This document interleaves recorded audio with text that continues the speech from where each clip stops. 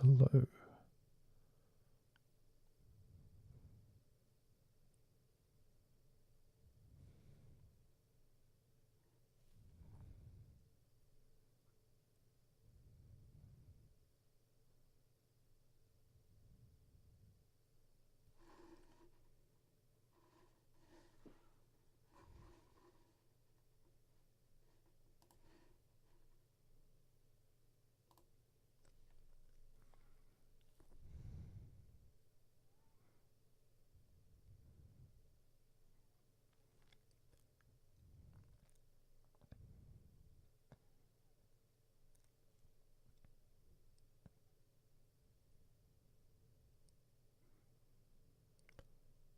Hello, can everyone hear me?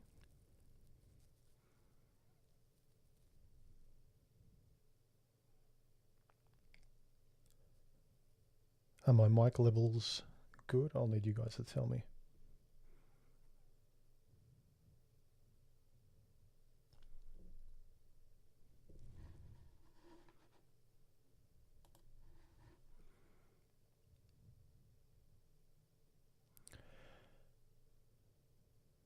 The video's a bit tanked. In what way?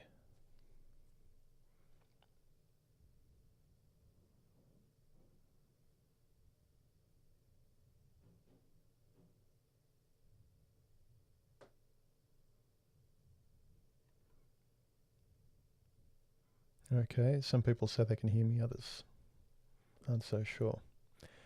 I'm tipping if people can see and hear me, that means it's working.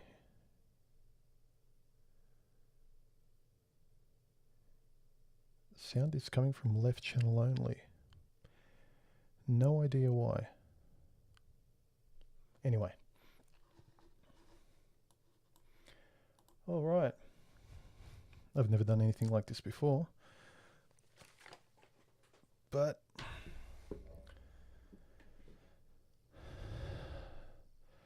looks low resolution even on HD. Well, I've switched it to the highest just to make sure it sort of stacks up well. It may be on your end. It could be my end. I'm not sure. Yeah, I'm not sure why the sound's only coming through one channel. Not sure. Let me see.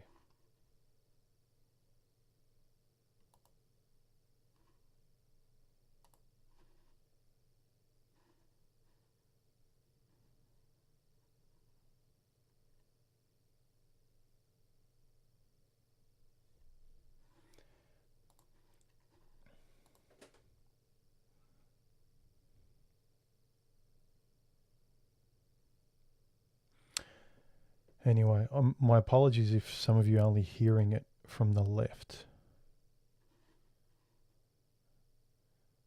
Not sure why that's happening.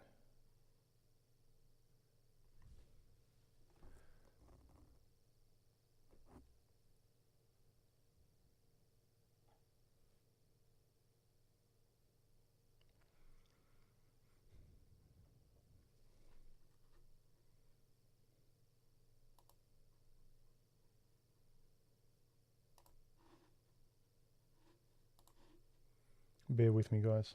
I won't be too long.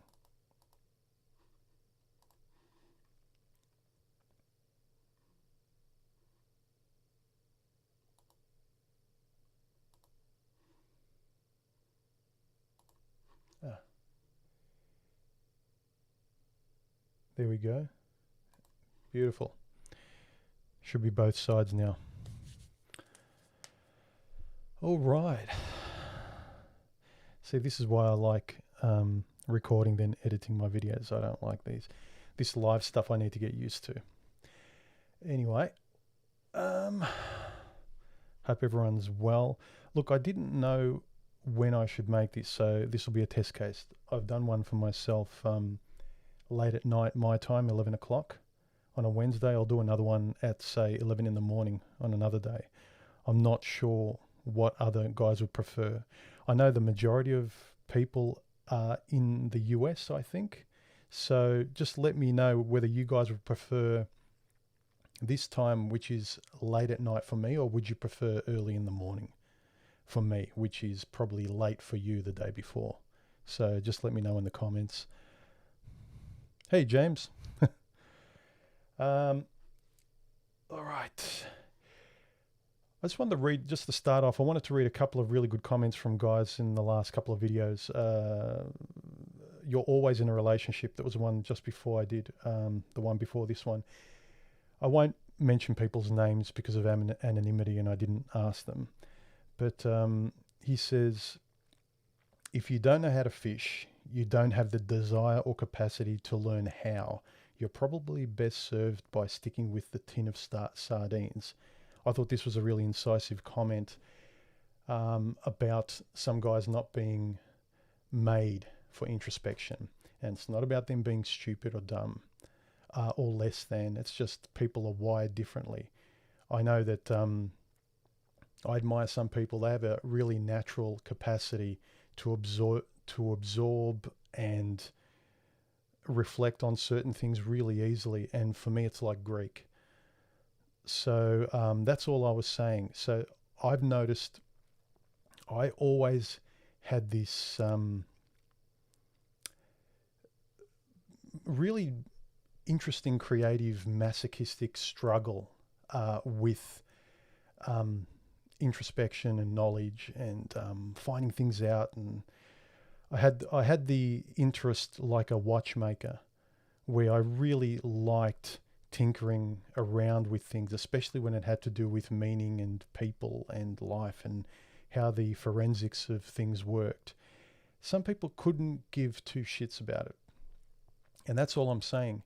So when a guy, say, he's actually been forced into a crossroads where he needs to actually, he would benefit from introspection, and he's in enough pain already, that's when it's hard. That's when it's hard for that kind of guy. Some people in the comments kind of were deriding me, saying, no, I'm throwing men under the bus because I'm saying, oh, they're not worth helping. I'm saying some guy, this kind of stuff, you can't force feed someone. They'll choke on it. They're going through enough pain already. They kind of need to, as I said, tap on the window themselves and through conversation ask for it. I think from what I've experienced with conversation with guys, that's when the conversation's most productive and they're receptive. Anyway, let's get on to some of the questions instead of me blabbing my mouth all the time. Okay, start firing away, everyone. Gentlemen, I think there's a lady or two here as well, if I'm not mistaken. Come on, shoot. Let me have it. One comes to the red pill after trauma. Most, yep. Let me scroll up. There was probably questions before.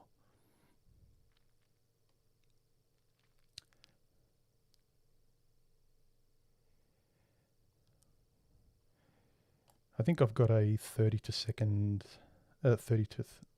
60 second delay, just so the quality's better. But in terms of the text, I should be getting it straight away.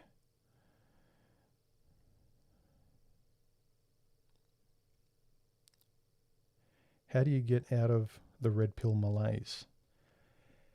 This is one of those funny things. It's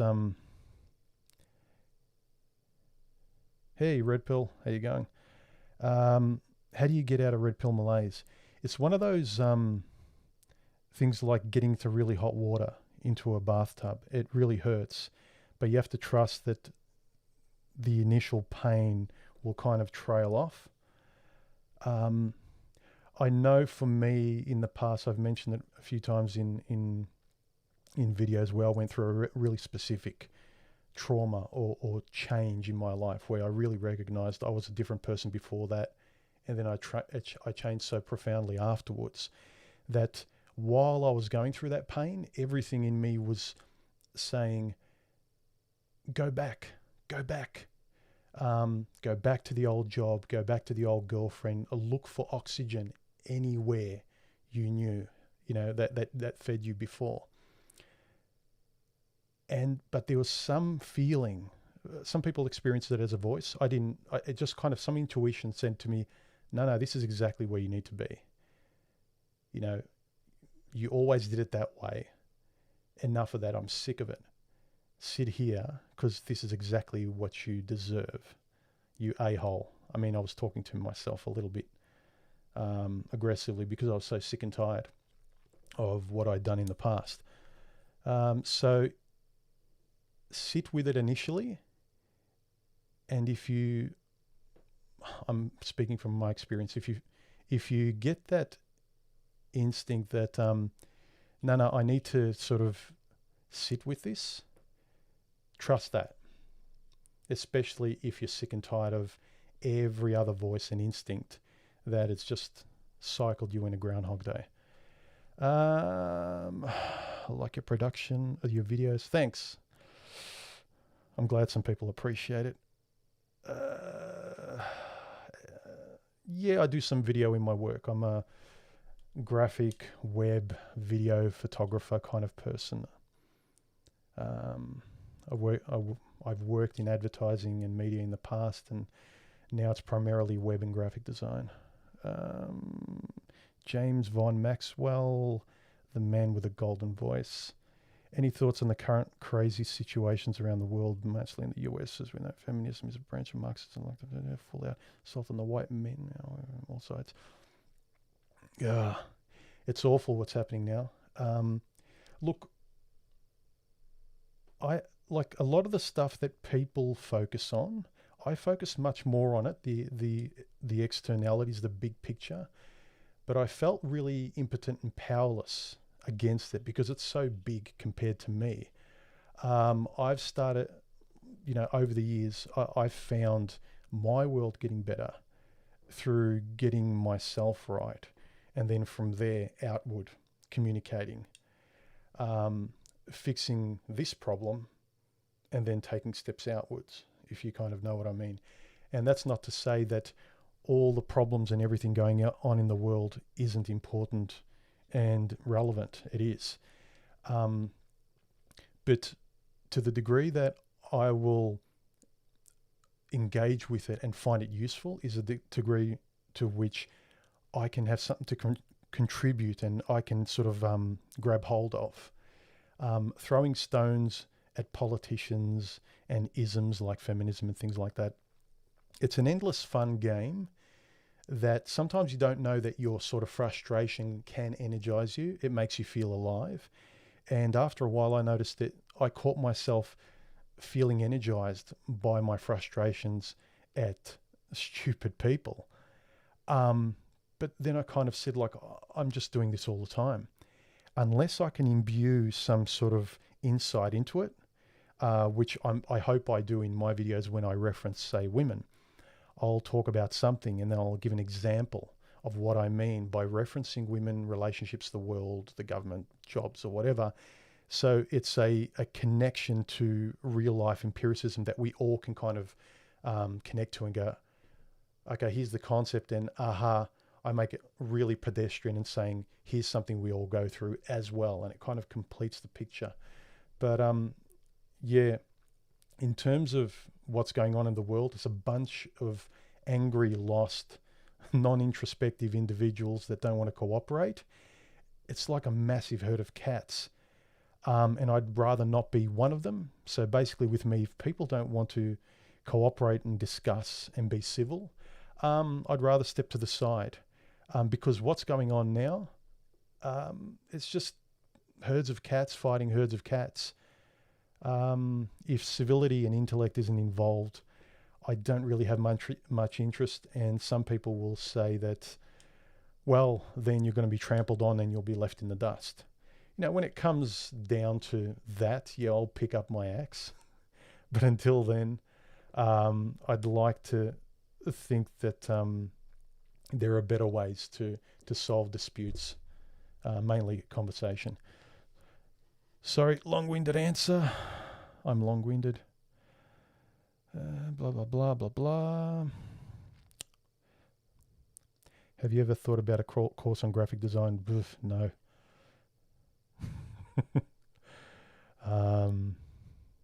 It's similar to like I'm a qualified teacher as well. I never took it up though. The reason I never took it up is that I wanted to get better. I realized that I would just be teaching children, a group of children that I might become fond of. 1 year, they'd leave. Another group of children, I'd recycle that Groundhog Day and teach the same kids how to do perspective and whatever. And I would just be recycling that. I wouldn't go anywhere. Everything would leave. I wouldn't grow with anyone. I didn't like that. So in that same way, I wouldn't say I'm happy to offer ideas and, you know, information about what I do and how I create. And I've been thinking about doing little things like that. So there's, you know, I've got my separate channel where I post some of the music I do that I put in my videos. I do that as well. But no, not a course. Like I said, I'm not the kind of person that likes to instruct people. I like to be someone that converses with you. I don't mind, without it sounding grandiose, being a mentor and helpful to others, and others can mentor me, but I don't want to stand on a podium and, you know, preach like I'm some sort of leader. But yeah, I'm happy to offer tips and, you know, ask me questions about what I use and what I think you could do, or what you could choose in terms of graphic design or whatever. I'm happy to offer my perspective if I can. Blah, blah, blah. I appreciate it. Sorry if I've missed some, like I'm scrolling down. 171 people, 73. Welcome. Stefan Mullen, yeah. Oof. I just heard about that yesterday. I like him. I really like Stefan. It doesn't mean I'm a carbon copy, but I started listening to him from a philosophical perspective back before he became known on YouTube, when it was just free domain radio. And they were just podcasts, and then he just started recording himself in his car on his drive to work and posting it on YouTube. And I thought, here's a guy that knows how to think. I really liked his approach. I don't agree with everything he says, nor every one of his perspectives, but I respect what he's trying to do and his will for sort of being honest. So, yeah, I hate what they've done to him, and what they've done to a lot of other people. But he's a big one. I like him. Has human ever moved from a large city to a small town, such as population? I like the country. I'll probably move there in the future. What is your advice for dealing with passive aggression? I live in Japan. Red Pill Tokyo. You should answer this one.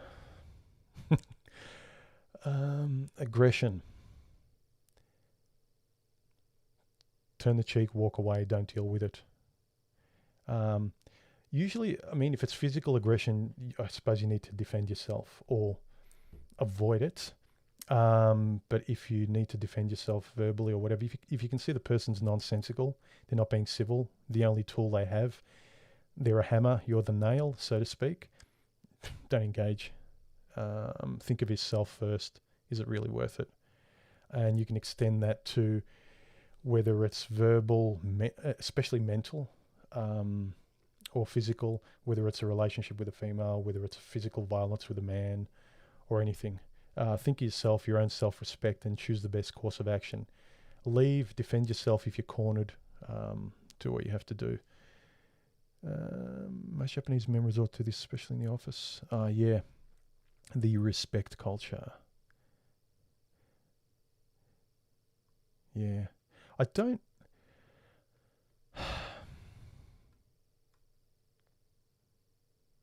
Yeah, I'm not sure. I don't know enough about Japan. I only have a pedestrian understanding about it.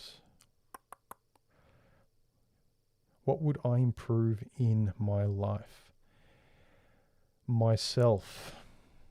Every week. It's the only thing I can improve.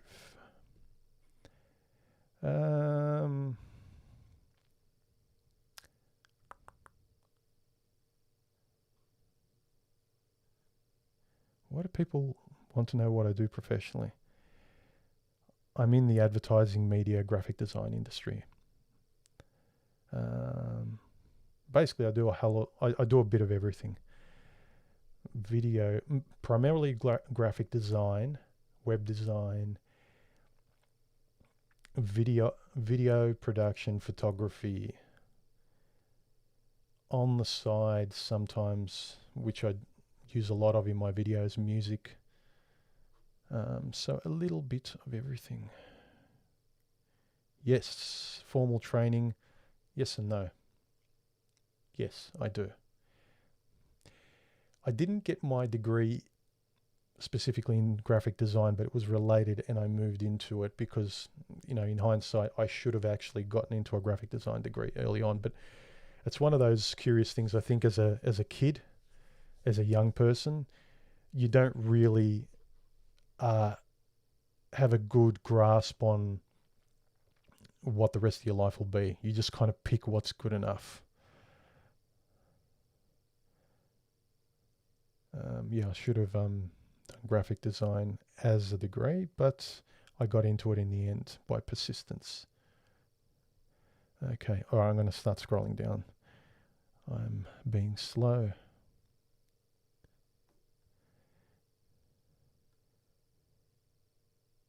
Greetings from Brazil. Greetings.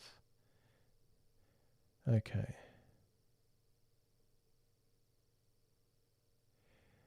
David Benatar, never heard of him, sorry.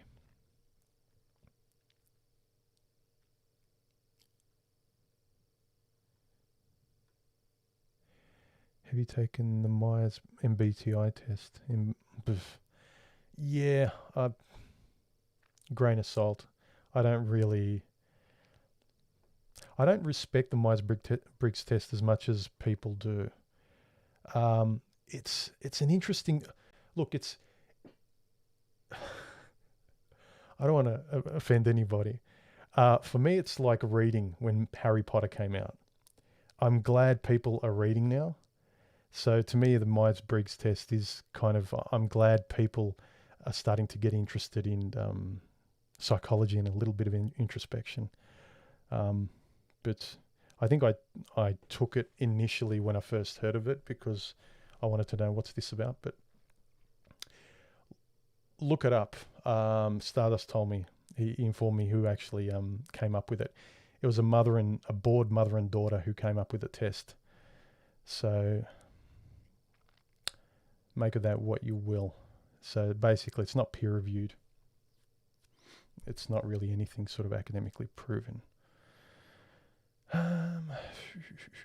Thoughts on trying to tell our religious parents that nowadays dating ideas are stacked against men. I feel like they know but push the idea on me because if they accept it, they reject their religion. That's a hard one. Parents, yeah. Again, if you don't have that will, not just of introspection or philosophy or whatever, but if you don't have that sort of real will to sort of be who you are, it's not that important. You're not going to speak up for yourself, or maybe it'll take a lot for you to finally tell your parents, or basically just move away from them. The soonest chance you get is move out of home as soon as you can. If it's really getting on your nerves and you've got overbearing parents, it's about the only thing I could give you as advice if you're living with them. And if you're not, be polite. I suppose they mean well for you, but look, I'm talking about my parents. If you've got horrid ones, stay away from them. I know mine in the past, until before midlife, they're always hoping, they're meaning the best for you. And it can come off as annoying, but after a while it eases off, but then it has to do with the kind of parents you have too. What advice would you give a 22-year-old in the nihilistic phase of the red pill? Don't be nihilistic. I know it's hard. It's like saying don't be depressed. Sorry, I don't mean to be glib. I would offer don't be around nihilistic people as well, especially because you have an inclination that you don't want to be there amongst these people. Be around the kind of people that give you medicine that makes you feel better. Initially, I understand that when you go through something horrific, you have every right, and it's the most natural thing to do, to sort of vent, to get angry, to feel betrayed, sad, hurt, all those responses. But if you sort of wake up like Bill Murray every day, recycling that because at least you feel something. That's what I think. A lot of guys who are stuck in the cycle, there's a familiarity. There's also a brotherhood with other men. I understand that. There's a lot of things keeping you in that gravitational pull away from actually leaving the atmosphere, escape velocity, to sort of go on your own, towards your own path. There's so much, it's such a nice warm campfire to stay near that fire of the manosphere. And look, I return to it all the time, but return to it as an individual. The only way you're going to go your own way is to recognize it's always you. No one tells you what to do. It's not just women or bosses. It's the man next to you. The man next to you. I love talking to other men. I love the civil and intellectual discussions and reciprocal discussion with other men. But once a guy tries to lead me, I realized that's not the way, because that was the past that I was trying to free myself from, the world and women. The bad aspects of life, the things that were controlling me, the things I let, stand all over me. So it's no different when you feel that same thing coming from fellow men. If anything, that's even a worse betrayal, because you wouldn't expect it from guys around the manosphere campfire. Stay away from toxic people. Do you like animes? I did a lot more in my 20s. I remember I used to sort of watch, what was it, Macross? And a couple of smaller other ones. The classics like the Castle of Cagliostro, or Castle, whatever the hell it was. Better angry than numb. Yep. I suppose.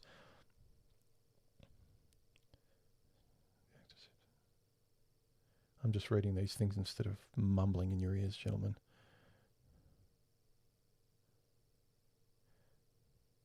Any advice for a 25-year-old guy? On what? I'm not sure.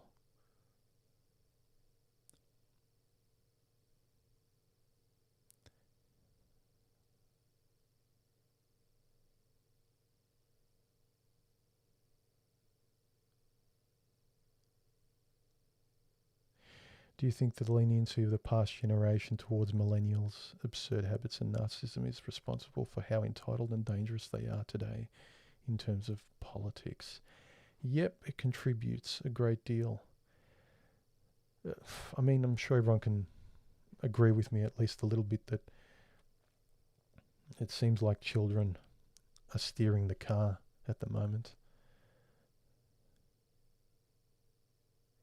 Am I a bit quiet? I'll put it up. 1, 2, 1, 2, 1, 2. Hopefully that's better. How's my volume, everyone?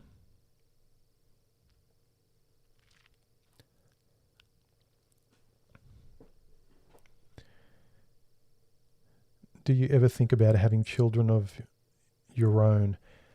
Not really. I've never been wired that way. And I've always been quite honest about that. I don't know why. It's a real neutral feeling. I know I'd make a good father. I know that objectively. But I don't know if it's because, and please don't take me the wrong way, guys. I've never looked to the future beyond a sensible degree. So you know how women can imagine their kids or imagine their wedding, and they haven't even met a guy yet. They haven't even become women worthy of being married. They don't have any skills or anything.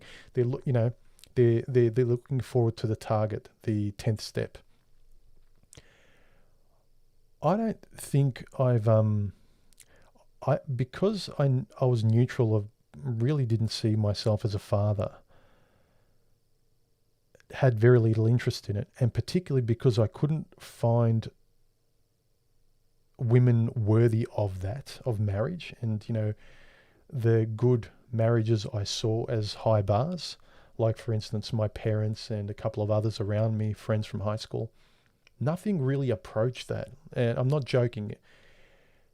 I've had, say, 5 serious relationships, and by that I mean a minimum of 2 years.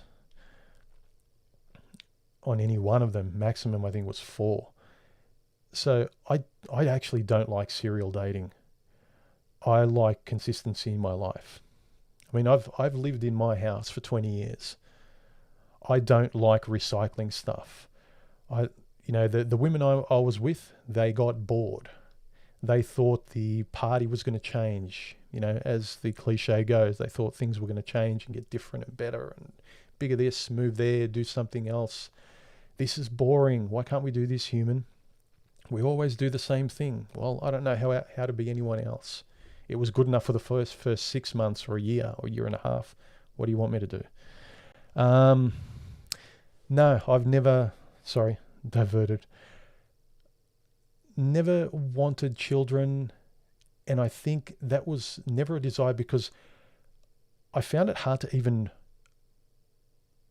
build up the desire to want to get married.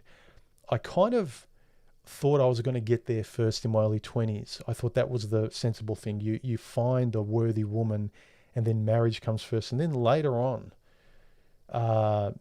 once you find that woman, then you'll want the kids. But it never came. And the more I saw of people with children, it was like, it's not my life. I respect it.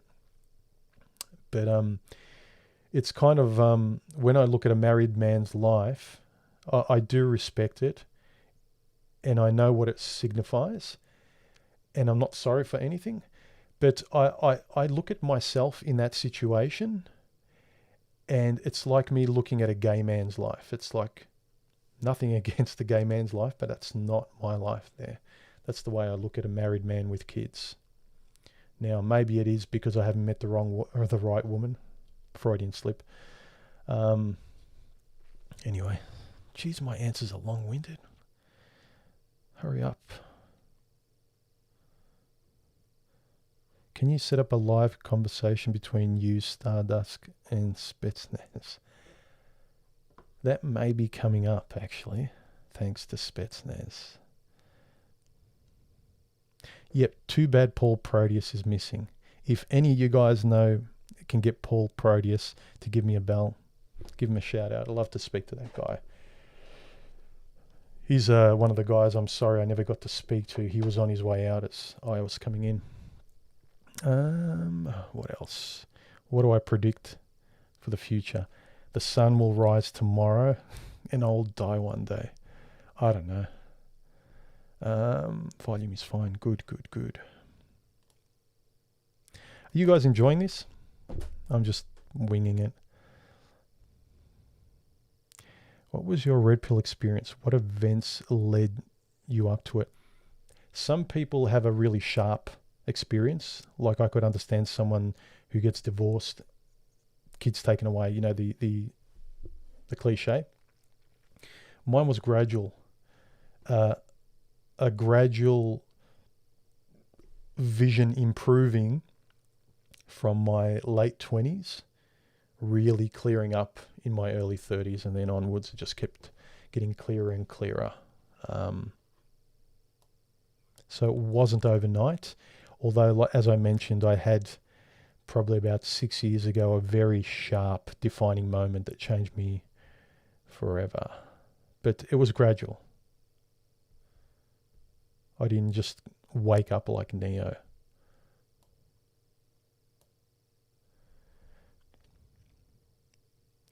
Muscles beat height.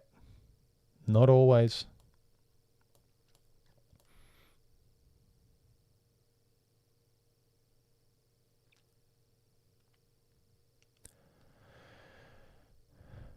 Same here regarding children. It did cost me my marriage. Well, at least it was the main reason.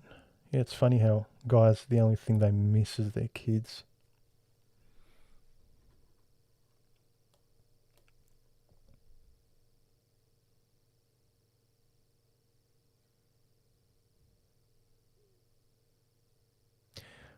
Human, what are some of your current goals in life and how they've changed over the years?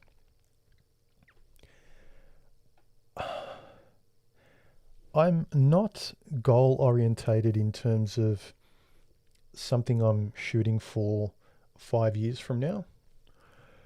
I'm more improving this, keeping this going, whatever this is in terms of my life, the people in my life, interacting with them, being there for them. So I'm not too worried about the future, and it may be naive to some, but I don't really have a lot of goals. There's a good saying when they say, what was the saying? Someone asked, "What do you want?"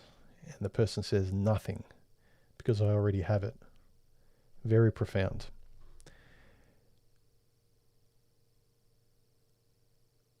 Goals are fine, but keep them loose, free form of adaptation. Yep, exactly. Nathan? Do you like Stardust's analogy of woman's loss of interest in a man within a relationship as a growing dissatisfaction of a painting? Yeah. Basically, it's analogous to the analogy. It's analogous to the analogy. Jeez. Of I like to think of it as a movie.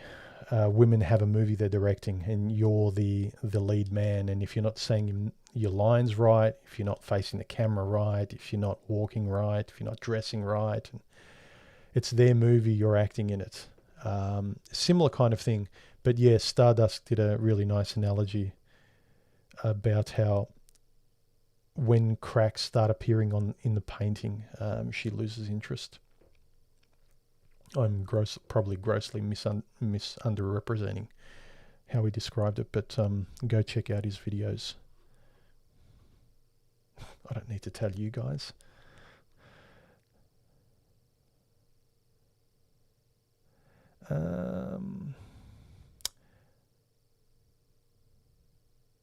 Say the truth. You're Spetsnaz with a voice changer. No.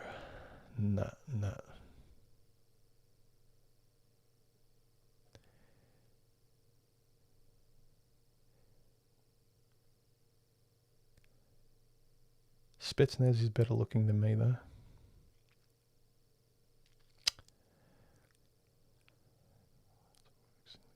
What are some of your favourite writers or works of literature?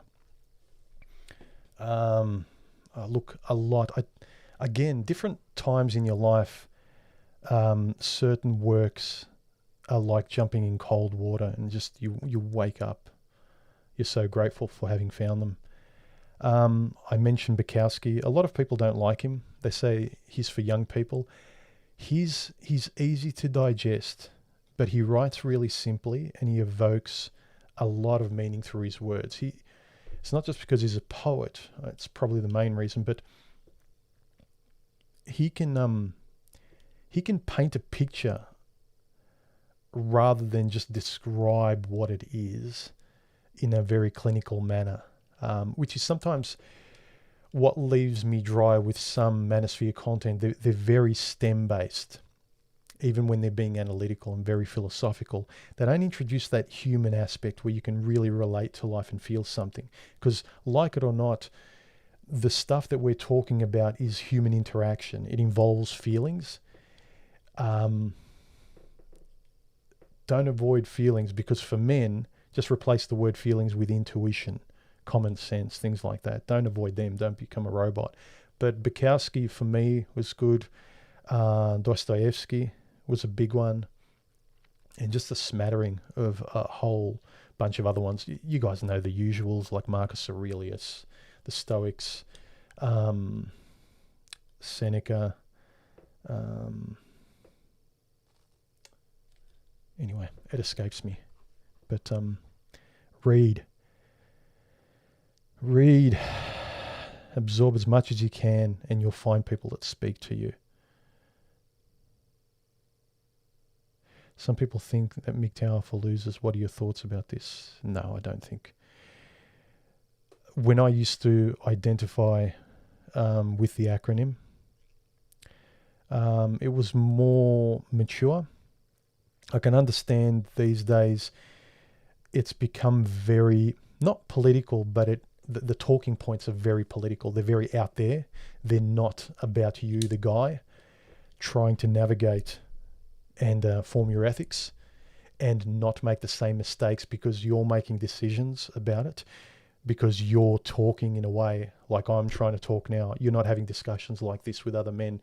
You're not imparting and, you know, chewing on morals and ideas and things like that. You're talking about them. You're throwing stones and you're saying exactly who's at fault, even if they might be at fault. You know, someone wronged you. They wronged you. I'm not disagreeing with that, but you're continually doing this and throwing stones. My arm got tired after a while. So yeah, today I can understand why MGTOW doesn't get respect. There's not many guys making mature content anymore. Hey, Warhorse, how you going, man? How's Ripley? Yeah, I like men who are going their own way, but I don't label myself MGTOW because just of the quality control. And if, you know, someone who labels themselves like that, and if I do, we could be miles apart. And I'd rather be identified as human. Talk to me. Don't talk to me as a moniker of an MGTOW. Not that I don't have respect for what it really means. I have respect for the verb. These days, I'm on the fence depending on who I listen to and what material I watch in terms of the acronym. But don't forget, I was there with the guys who came up with the logo back when it was just message boards too. So I've seen what it's become, and it's not my pond as much as it used to be, because there's not many people wanting to talk like adults.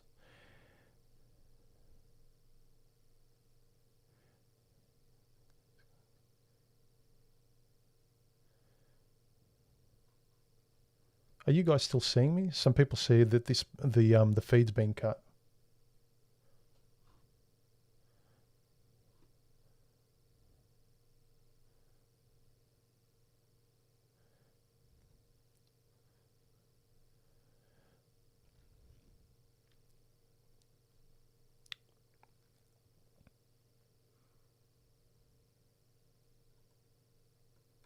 I didn't bring Spetsnaz back to you guys. He came back on his own, but I think me and him get along. I really like the guy. We're interested from very similar vantage points. And so I encourage you guys, whether or not you want to make content, there's such a dearth of not just elder guys, but guys to mentor other guys. I mean, even if there were some guys in their 20s who could be an example, mature guys in their 20s, interested in how guys might think better for themselves, not in relation to women all the time, but in relation to yourself. And then it could be women, it could be what you want to do, it could be how to overcome nihilism, like someone mentioned before. Like, don't just avoid all those introspective reflections and just go, hang on, I'm going to point at women, because if I solve the equation of women, I won't have to kind of look at my mind. If you do that, then a woman will eat you alive anyway. What advice would you give to a 20-year-old who is taking care of an ill parent? Oh, jeez, I don't know, man. Well, it's not... She's still bad knowing inside. How do I keep myself from being worn down completely? Get people to help you. That's all I'd suggest, man. I have no idea how to answer that question. I wish you the best, though. What can you do? They're your parents. I hope it gets easier or you get help. What do you think is more tiring, attending a party or running? Not sure what you mean by that. What do you think is more tiring, attending a party or running? In terms of, if, say, you're an introvert, like it's scarier to get in front of a crowd or avoid a crowd. It's probably scarier being in front of a crowd if you're an introvert. I'm probably interpreting your question wrong.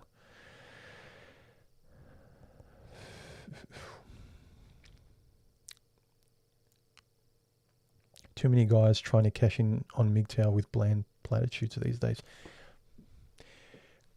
Guys, look, for me, MGTOW is like a campfire that individual thinking men reside around. Or to put it another way, for me, MGTOW is a hashtag.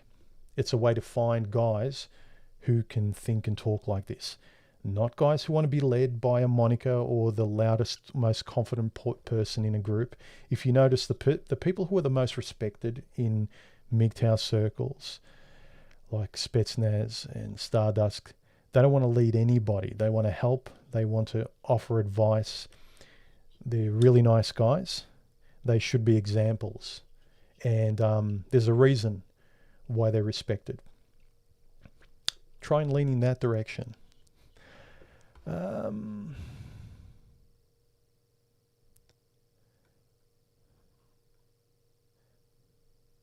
Any chance you and TFM will do another collab together? Maybe, I don't know. I like the one we did last time. That was over a year and a half or so ago. That was a while ago, jeez. Human, have you ever heard of Sunrise Hoody? Yep, he makes MGTOW videos, but they're more of a philosophical way of thinking about us going our own way. Yeah. He's I like him because he's religious, but he doesn't ram it down your throat. He talks as a person reflecting on, and this is what I mean. There aren't enough guys like Sunrise Hoody. He's a reflective guy who's a mentor who just happens to be religious, but he doesn't ram it down your throat, even though he references the Bible. I'd like to see more guys like that. Younger, older, for other men.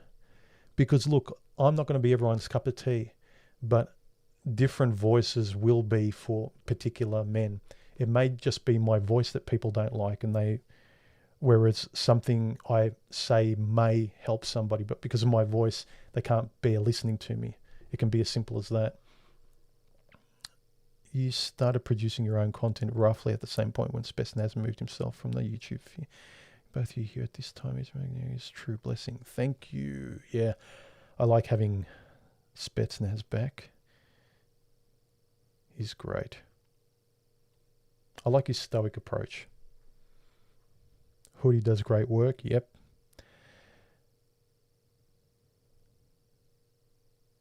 What are your thoughts on martial arts as a way to channel? I'm assuming that word is. Yep. Whenever I hear of martial artists speak about the philosophy behind martial arts, they always seem fairly centered. So I respect martial arts, not just for the fighting, but the kind of person it produces, like the foundations of the person it produces. Produces a lot of confidence. Post Red Pill, Rage MGTOW are the ones I respect. Yeah, me too.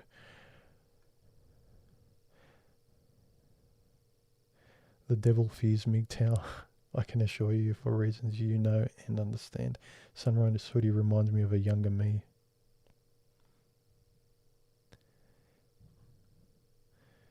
See, everyone respects and likes Sunrise Hoody. Okay, come on.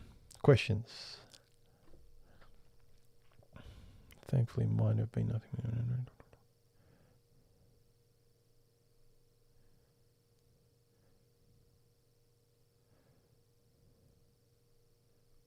My favourite is Messenger Rising. Yeah, he's good too.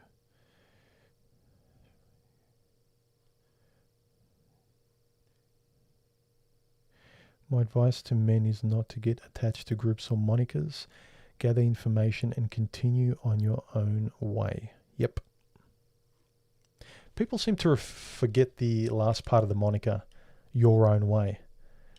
I really think these days that they should come up with another one and add a W at the end, or FW, going your own way from women. Because that's all I hear them talking about. They don't reflect on women as they're discussing going their own way. It's just going your own way from women. That's all I hear. MGTOW FM.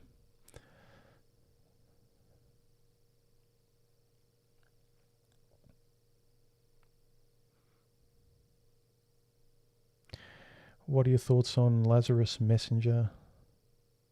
From what I've heard of him, I like his stuff. I used to listen to quite a bit when he was Messenger in the past.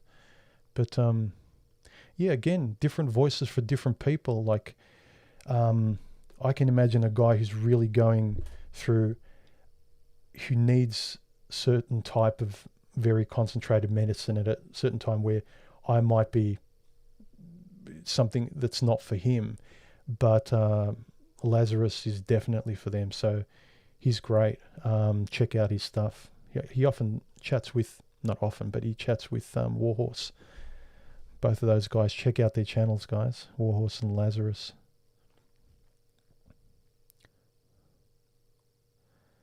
I've been thinking a bit about my past and how I was missing the normal curse of life. Do you have any, how to deal with, process what I think I missed out on? Ooh, regret of the past. Don't look at it. It's like Medusa.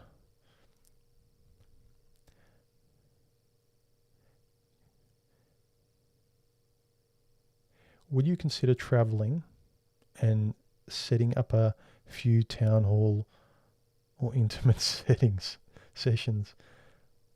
I'll probably travel more, but I'm not going to set up a town hall meeting. Sorry.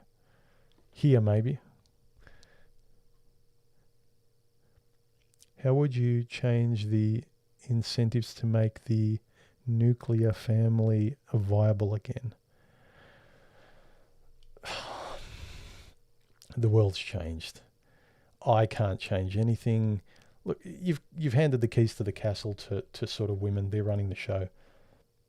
The media is all from a women's script. It's kind of a petulant female child now. Their rich Hollywood parents have died. They've inherited everything, and you're trying to teach them how to be zen and giving and think of others, and they've just been, wretches and pricks their whole lives. It's really hard. So again, rather than fighting them, avoid them. Work on yourself. How much energy are you going to spend on people that have no incentive to change? What's going to make them change? What's going to make them give up their concessions and privileges? How would you navigate the new world as a young African man whose culture is being eroded by this degenerate Hollywood culture? I don't know, man. I feel for you. It's eroding all cultures, but this is the sleazy thing they're doing with people who can afford the least being taken from them in terms of cultures, whether it's immigrants and so forth. They sort of promise a lot and they take a lot from them, but especially in terms of they get their women to the West and it's kind of bye-bye. Everything goes down the toilet. So I don't know. Be interested in yourself. Ask these questions. I don't know how to answer that, man. I'm not a young African man. all I can do is sympathize. And I'd say in a different way, it's the same as most men in the West, though you have your own heritage and background to deal with maybe expectations from your forefathers. I certainly had to come to terms with my life wasn't going to turn out like my parents and grandparents simply because of the environment I'm in. This is a new environment. Adapt. All we can do is adapt, gentlemen. Adapt to a better life you can live in this world. In your culture, wherever you are in the world, unless you've got the guts or it's so bad that you can move somewhere else. If you can move to a different country or somewhere that's better, good luck to you. All my family's here, so it's not a good thing for me to do at the moment. It's not as that bad yet.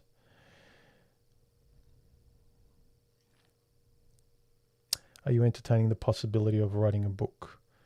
On this stuff, I write a lot. Whether I can compile it one day into a book, I may, but right now it's not at the forefront of my mind.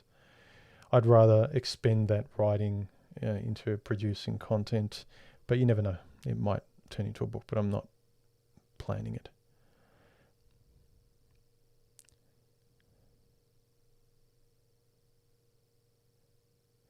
Did you ever watch Messenger Rising's video back in the day? Something about his daughter being taken away. Yeah, that guy went through a lot. That's why I say, like, some guys who can really relate to his experience, he's going to be just the thing they need to hear. Not me. Thoughts on bodybuilding. I initially started late teens, and a decade later, rebuild, have lost the motivation. I wanted to keep going, but initial start point was deeply rooted in female validation. Well, yeah, you answered the question I was about to lead there. Bravo for identifying it.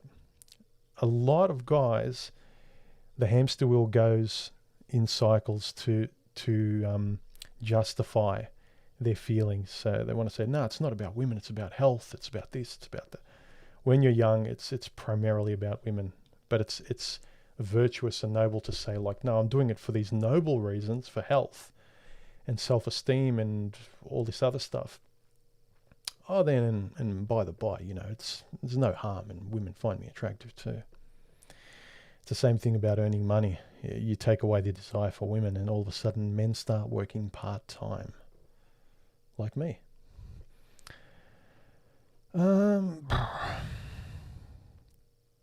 Do you believe a new men's community can be formed that can grow and not be controlled like MGTOW has become on blah, blah, blah? Any ideas? See, MGTOW shouldn't be controlled either. So if MGTOW is being co-opted and controlled, the next thing will be too.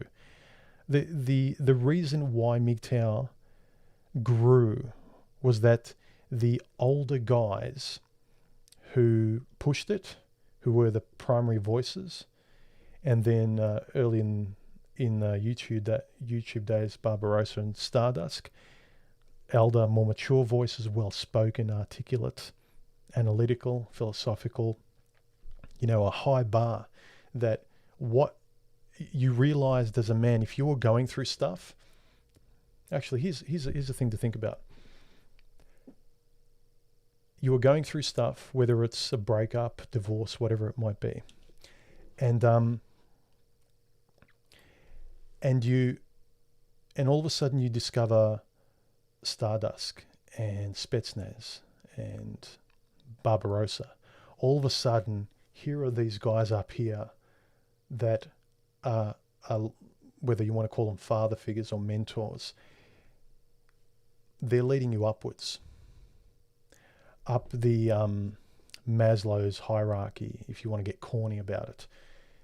You're no longer, and this is the detriment to some young guys now, they're being mentored by guys that are going through the same thing as them, and the blind are teaching the blind with cliches learned from the past, from guys like Barbarossa and Spetsnaz and Stardust and so forth, where you just, as some guys have said, they hear the same cliches regurgitated, male mother need and Briefolt's law and all this kind of stuff.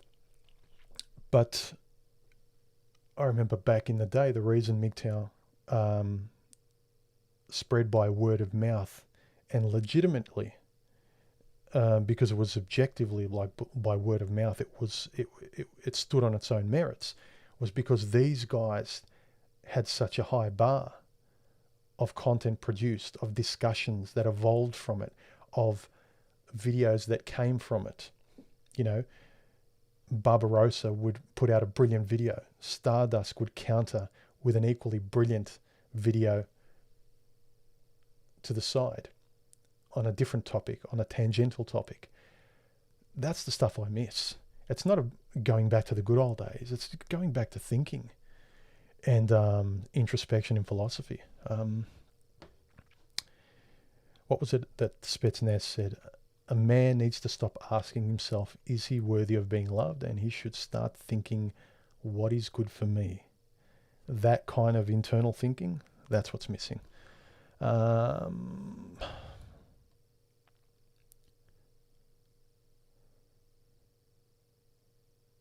is your view on Friedrich Nietzsche? I like the guy. I've actually got a poster of his stuck up here. He who cannot obey himself will be commanded.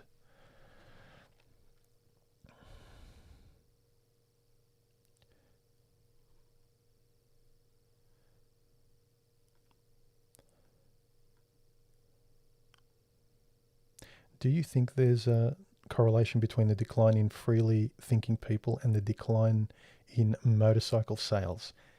Yes. That's actually, without being funny, I think that's pretty astute, Mr. Highway.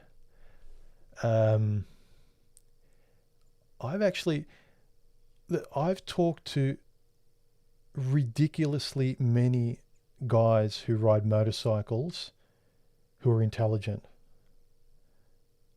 And I think there's a correlation between that will to freedom, because you're on your own and you're drawn to that life. You're not fearful of it. Ooh, I'm going to be on my own. What if I fall off my bike? You know, if I go traveling around Australia, what if my tire goes flat? What if my bike breaks down? You're so self-sufficient that, and so self-reliant, that philosophy and introspection and just common sense and grounding comes much more easily. You open up those pathways. So I think that's a great connection, Mr. Highway. The decline of freely thinking people and the decline in motorcycle sales. Well said. Yep. Freedom. You don't buy a bike for the bike, you buy it for freedom. Or to get away from your wife. My dad got killed. My dad got killed. My mum had a stroke, so I live with her. Okay. This is the guy I was talking before. Burns me out. Warhorse. My channel doesn't really hit on MGTOW anymore. It's more of what to do afterwards, but thanks for the shout out. Yeah. I really like Warhorse's channel. When I think I actually started watching your Warhorse after, unbeknownst to me, when you were just doing more daily life stuff. And I liked observing a man doing his own thing and going his way. And I don't know if a lot of you guys noticed, like over the year, I'm more showing and being more free and quote unquote human. I want to be, I want to exhibit that human aspect and show people. There's a lot of people telling others what to do, and the impulse is you're telling yourself, you know, you're trying to motivate yourself while you're telling others what you should do and what you shouldn't do. But there's something really therapeutic, grounding, and confident when you start going, like when I stumbled across Warhorse's channel a couple of years ago, and even non-related Manosphere channels, where I saw people just filming themselves, vlogs and so forth. They were on holiday, they were just talking about something. And I thought that communication aspect is exactly what I needed. I needed a mentor. So that delivery would really help other guys, because it would have really helped me in terms of sitting across from a guy, almost like you're at a bar and you're just shooting the breeze and you're talking about life with another guy. That's the thing that can really help. Not sort of throwing stones, blaming the world, blaming women, and then you go back to your life and you're on autopilot. It always seemed like a fraud to me. Do you see the correlation between MGTOW philosophy and personal spiritual growth? It's like once you pierce through the veil of society and relationships, you begin to see the truth of many things. Yes. Although, as I mentioned before, a lot of philosophy's gone out of what MGTOW used to be.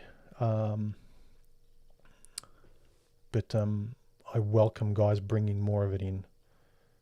Not academic, traditional philosophy, just learning to think better. That's what's going to help you as an individual man. I've been going my own way 4 years. How do I stay motivated to continue to exercise? I'm having a hard time doing it for myself and not to attract a woman. I know.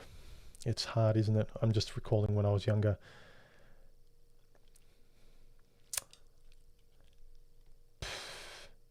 Look, the reason I'm pausing is I don't want to give a glib answer because I know exactly what I was like when I was 22.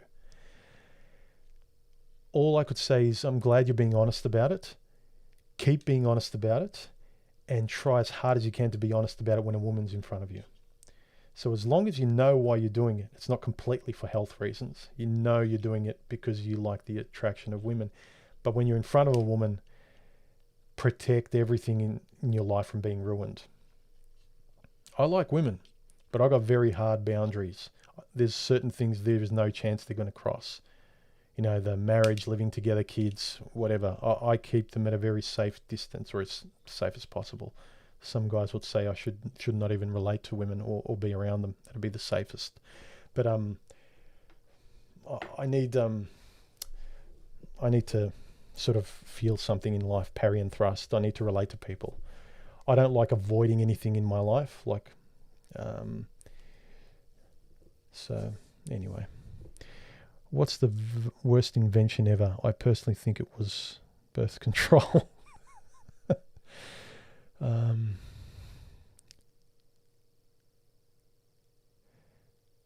Traditionalism isn't coming back anytime soon. I think get it out of your head, guys. Yep, I don't think so either.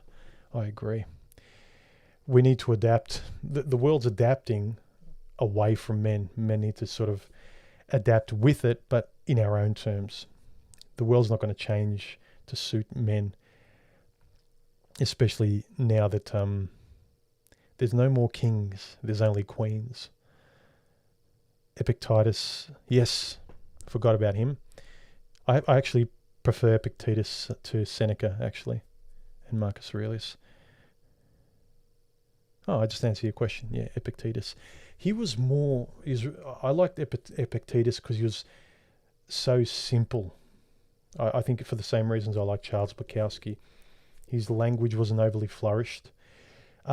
Sometimes Seneca and Aurelius and some of the others, because they were kind of more noble, I appreciate their language. I love the beauty in their language. But Epictetus was sort of...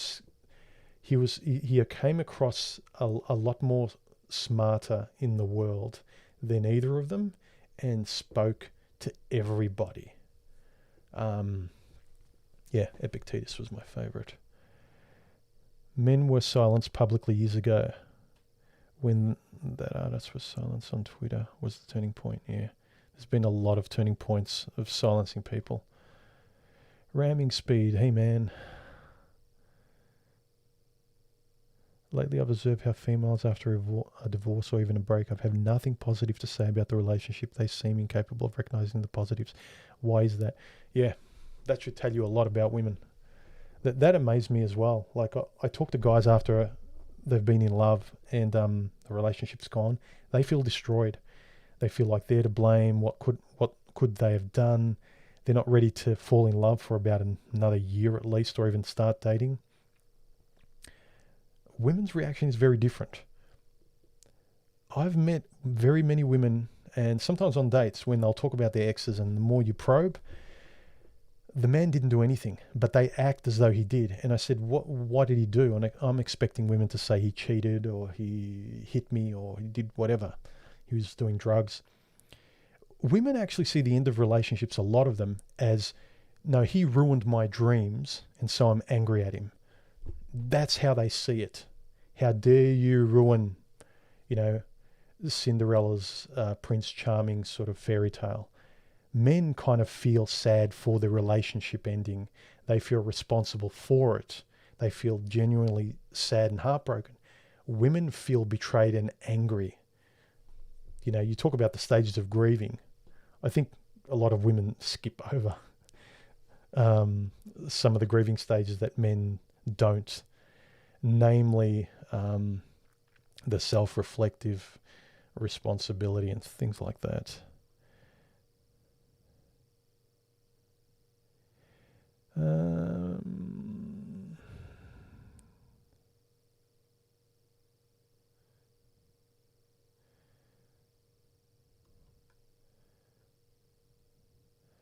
I get my bones moving, or I'm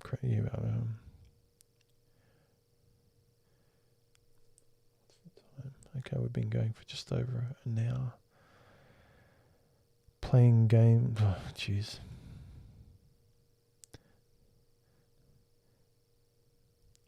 There is a beautiful Nepalese proverb. It's better to have lived one day as a tiger than 1,000 years as a sheep. Yep, or in the frame of Blade Runner, what was it saying? The flame that burns twice as bright burns half as long. There's no more kings, there's only queens. Oh, okay.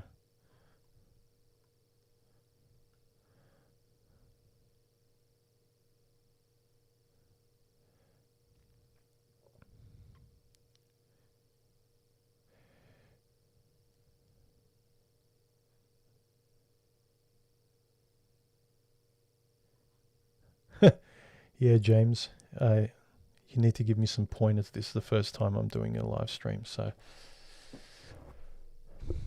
I'm enjoying it. I hope you guys are digging it. If not, I won't do any more.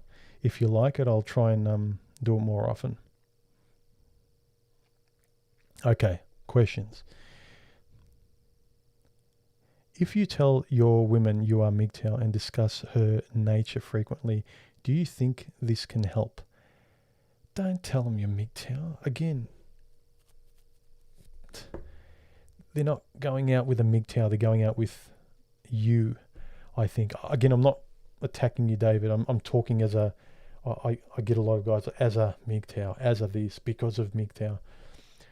I know what it means to me, and I'm grateful for the people I've met and what it's helped me with, and the people I've been able to have discussions with, and it's certainly helped me. I wouldn't describe myself to a woman as MGTOW, but I benefit from it. And so every time I talk to a woman, I'm very aware. I haven't got, I don't have my eyes and ears closed, being led around by my hormones and her pheromones. So MGTOW will inform you. You don't need to discuss you as MGTOW with her, I don't think. Just ask her the right questions and find out who you're dealing with. That's the benefit of MGTOW and red pill ideas and things like that. Is like you can now read between the lines. You don't need to sort of reveal your hand and going, aha. You only love what you invest in. Oh yeah, I remember that video.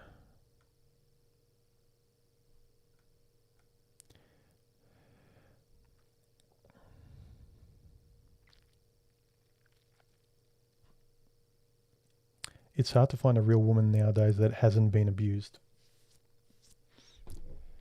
Or men. I'm often surprised and amazed that I hear stories of men in their late teens and early 20s talking like men of my generation who have been through divorces and real traumas. And some of the younger guys haven't even been in serious relationships, but they're experiencing it. they're right at the front line, and I don't blame them for not jumping in. A lot of us older guys have to learn the hard way. So, yeah, I sympathise with what's out there. I don't know how I'd be able to deal with it.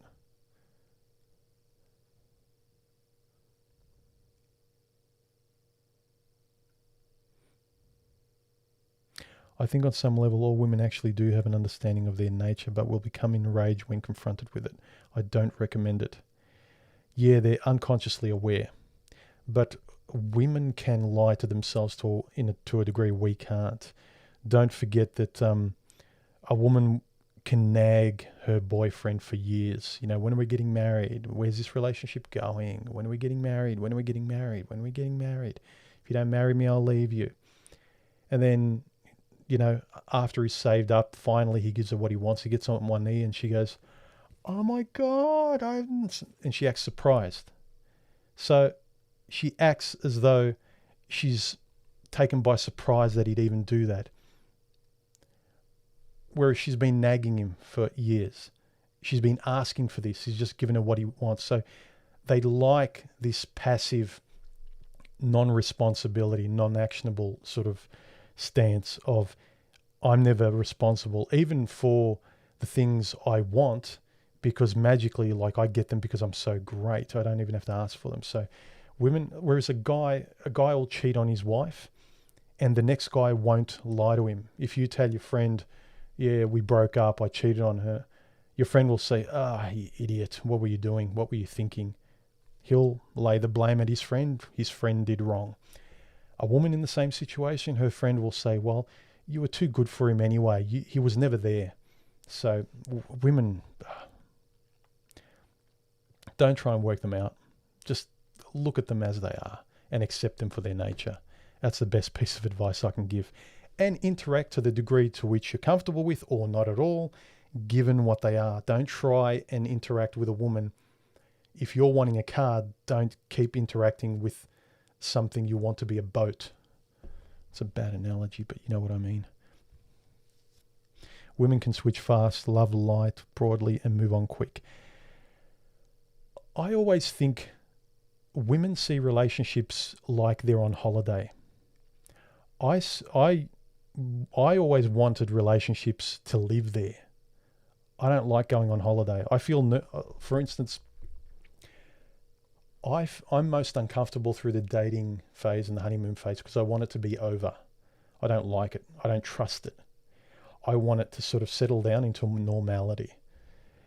Whereas women, they live for the initial phase. So relationships to women are holidays for most of them. Put that in the bank. I think you'd also like Epicurus. Am I confusing Epicurus with Epictetus? No, I'm not. I don't think Epictetus I really like. Yeah, Epicurus is good too.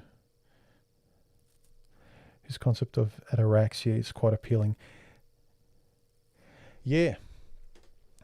Isn't the state of ataraxia like complete blissfulness or something like that? It's a state we don't I suppose people touch on it when they talk about meditation and being present, things like that. It means a lucid state of robust equanimity. Yeah, okay. Choosing philosophical conversation over the pursuit of physical pleasure. Equanimity being calm under stress. Not even having to fight it, but you reach that state where you can deal with it.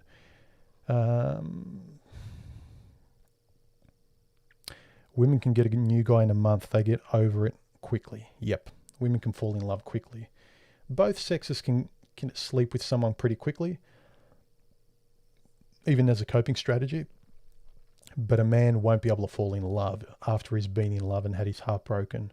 He won't be able to do it quickly. I haven't really talked to any honest men who have told me they were able to fall in love and have a really serious relationship straight away. Whereas I've actually had an ex when I was around 30. We were together for nearly 2.5 years. A few months later, I see her hand in hand with somebody else. And she's happy. And she's gushing and saying, "Oh," whatever his name was, say, "John, He's human, the guy I was telling you about. I'm going, oh, thanks. And inside, like my heart's being, anyway.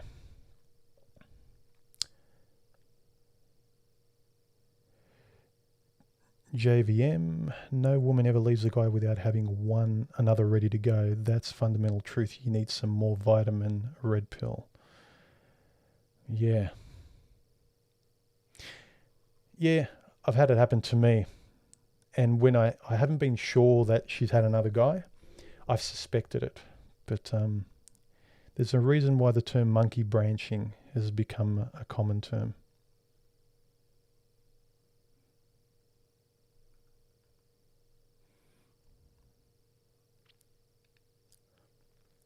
Relationship just ended because she gave me an ultimatum about living together, kids. It had to end. It annoys me that if you say no or don't want what you want to a woman, you're called selfish. Yeah, I don't like the ultimatum either. You notice most guys don't. I always I've responded this way to women a lot of times during arguments where they're always like whining and wanting more and complaining. I'm saying, I don't want anything of you. I don't want you to become more. I don't need you to be somewhere else or somebody else. Why are you complaining about everything? If you don't want this, like, go. It's condescending. They wouldn't like you telling them to change their hair color, lose weight, or do anything. And nor would a decent guy. If you like your woman, you like her. And if you're in love with her, if you pick her based on her values, she'll understand if you sort of say, you're losing a bit of, you're gaining a bit of weight, or you won't mind her telling you something similar if it's for positive health reasons and looking out for you. But the ultimatums, I think you did the right thing. I've had that ultimatum a few times. I remember, if we're not engaged at least in 2 or 3 years, then what am I doing here? And my first thought is, well, this isn't enough. What is this raw material for some superhuman prince king guy up there that you really want? I'm just an empty shell that you want to fill up. If I'm not the person you want, then that fictional thing up ahead, that's not going to exist anyway, because I will still be that person 5 years ahead. And then if you don't want this person, then what am I doing here? That kind of ultimatum woman is just a monkey branching woman. She's monkey branching to a fictional version of you. And if she's wanting to do that and sabotage and put the relationship at risk by continually nagging and giving ultimatums and kicking at the relationship, she should be nurturing it. So should you. But don't nurture a relationship with a person like that. They don't deserve it.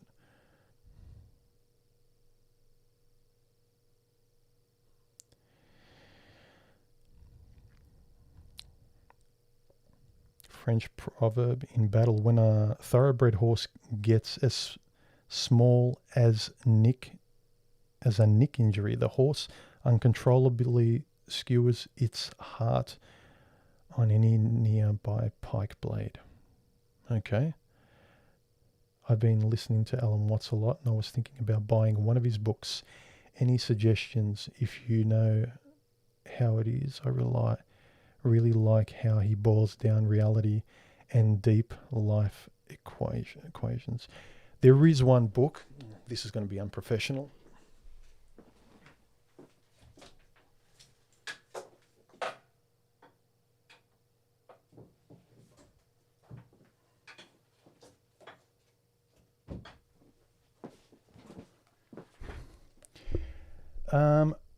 Alan Watts, The Wisdom of Insecurity. There we go. Oh, you can't see it. I recommend that one. That's the only book of his I've got, but it's really good.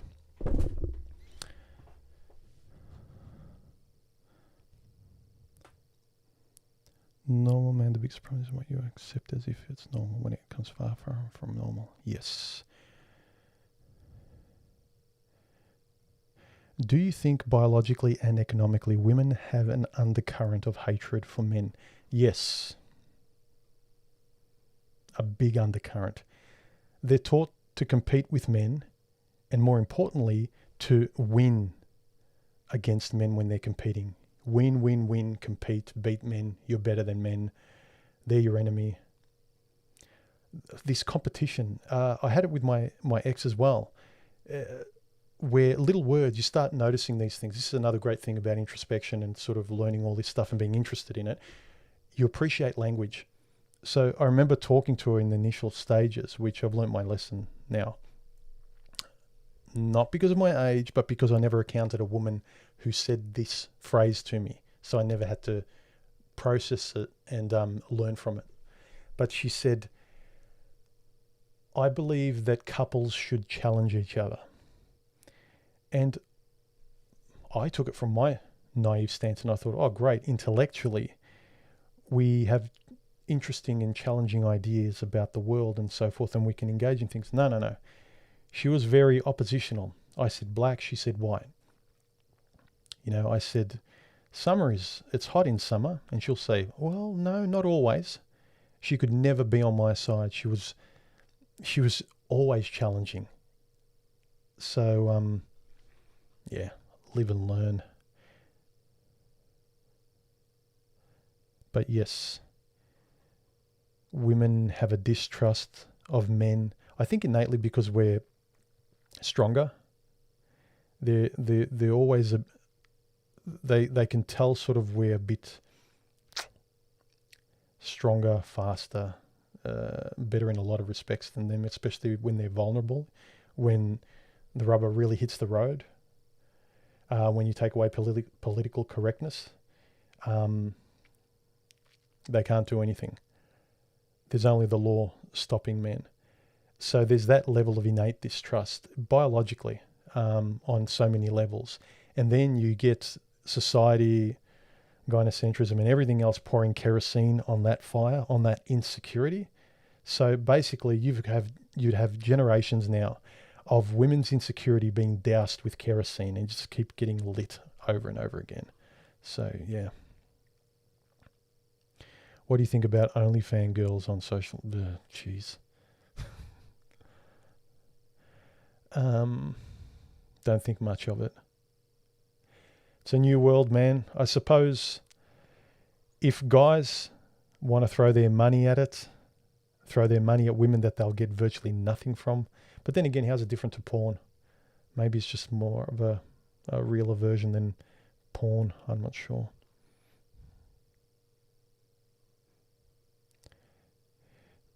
Red Pill Mentor is quite interesting as their conversation style comes down to building rapport. So it makes sense that they, can become very comfortable with lying and cognitive dissonance early in life. Well, yeah, this is the thing. Women are very adept at lying to themselves and they don't even know it unconsciously. They wake up, they put makeup on, they will never take ownership for the dissolution of relationships, even if they were at fault when they didn't do anything themselves in terms of they didn't contribute. Like they let the relationship down. They broke the relationship up. They put the push-up bras on. They fake this, fake that, Botox. They lie at every turn. They use sophistry. Everything's a lie, which is why I think they project when they go to date men, the number one thing they want is a man who's honest. They don't want a man who lies because that's their world. They're used to it from their high school friends backstabbing them. They're used to the lies about themselves every day. That's why they're so insecure. I mean, why wouldn't you over time be insecure when you know when the lights go out, when you look at yourself for a tiny bit, you're hiding all the time. You're never conveying what you want. You're never actionable. You're always a passive person in life that only pretends to be active with girl power and politics, but you as a person, as an individual, you never exact any kind of actionable energy onto the world. You never sort of do what you want and say what you want and stand on your own 2 feet and be responsible for your choices. It's always plausible deniability. There's some men that are starting to live those kind of lives now, and I deter them from it because that's a woman's world. But that world of plausible deniability is such an impotent world that a woman inhabits. I can understand why lying comes easily to them, because having that nature as a passive entity in life, lying comes in very useful, because you're not a human doing. You do things that you want. I want to go left, I go left. I don't wait for a horse to take me left.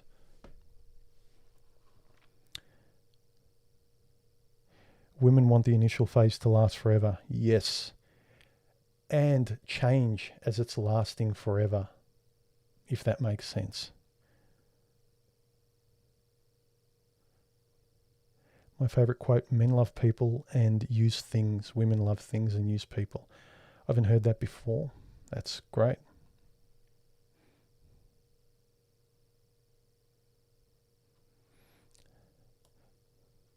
I think I'll copy and paste that quote, Trevor. Thanks for that.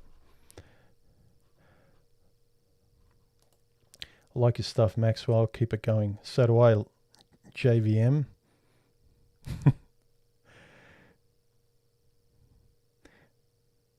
Especially when you're responding to sort of some young dits. I just know it's going to be good. It's sort of something entertaining about an older, mature guy with intelligence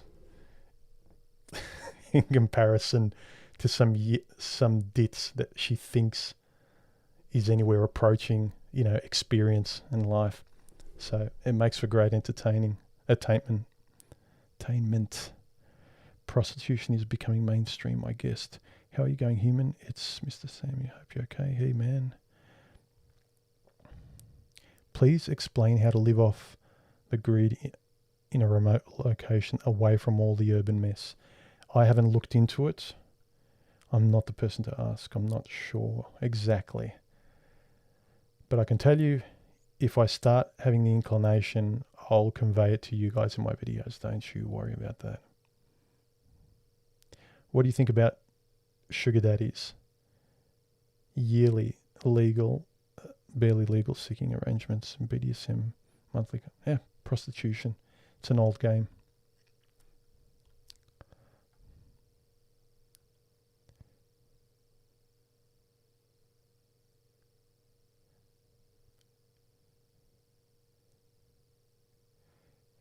Yeah, that's a good point, James. Put about, let's say, if you want to ask a question, guys, put about 5 asterisks next to your comments so I can see it pretty easily. How about that? Or put a question mark emoticon right next to your question so I can see it. Thanks for that tip. See? Experience. Do you think that women need the red pill more than men do?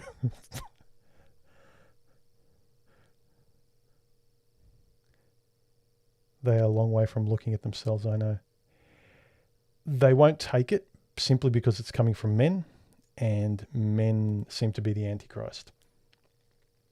I've said it before, I think the only way women are going to change to better their own lives, to start cooperating in the world more naturally, is if elder women start mentoring them and teaching them. Because right now, the older women and feminists, they don't want to take responsibility. So they're not going to admit to younger women that don't do what I did. Don't waste your life. Don't be like me. Do it this way. Men do that. Men will say that. Men will say to a younger man, don't throw your life away. I made this mistake. Do it differently, my boy. Because a man is talking to a younger version of himself. Women see other women as competition, not as other men. We can tend to see each other as our brothers and reflections of ourselves. Women just see competition. And on top of that, women really can't experience guilt that easily. Shame, yes, but not guilt. So given that they're not going to reflect on the shame, on the guilt of, I'm guilty of effing my life up, and so I'll tell this girl to not make the same mistakes I did. She won't recognize the guilt because she's got nothing to be guilty about. You know, it's all patriarchy. It's not my fault. I'm a perfect woman that men are just intimidated by. And she doesn't want to be shamed or ridiculed potentially by a younger woman, by the younger woman saying, you old loser, you bat, you cat woman. No wonder you're old and without anyone. All the men are for me now. So there's a lot going against older women, but they have to. I think the only way they're going to help the younger generation of women is to mentor them. I was going to say like their daughters, but even mothers are mentoring their daughters to hate men. So what do you do? But it's got to come from women. Men are the enemy. How's the enemy going to teach women? Do you think women need... that's the same question.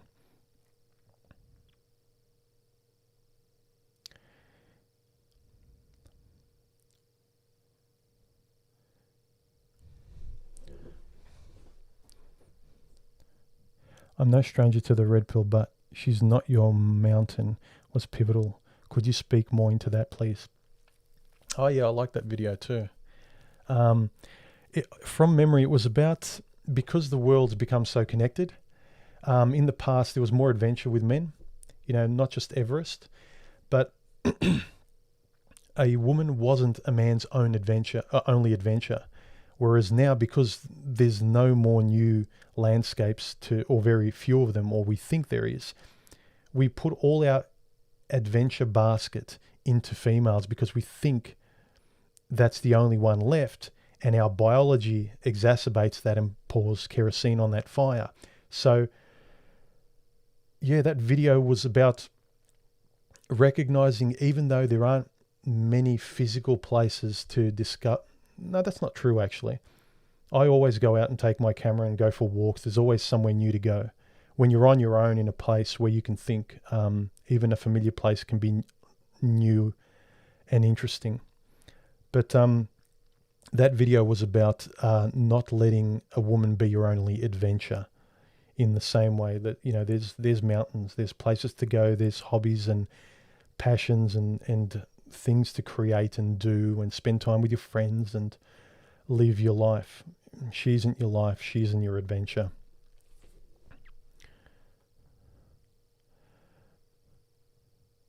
Okay, I'm just going to start to look at comments mainly that have a lot of asterisks before and after them, symbols or question marks, so I know their questions.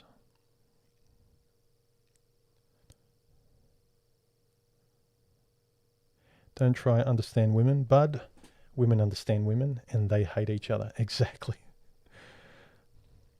What they say, what's the definition of a misogynist? It's a man who hates women as much as women hate themselves.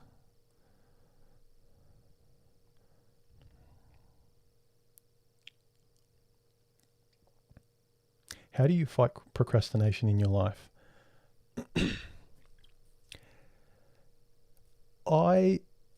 When I'm procrastinating, see, the trick, this is something that works for me. When I procrastinate, I try and procrastinate with other productive stuff. So if I can't be bothered writing a video or making a video, I'll go do a workout, I'll wash clothes, I'll visit a friend, I'll go for a run, I'll do something productive. But I'll never procrastinate by watching a TV series. I'll only do that to relax, but I'll never procrastinate with entertainment and pure leisure activities. I'll always try to procrastinate with productive things that I enjoy. So try that. It works for me. So it's maybe why I get so much exercise in, because I procrastinate a lot.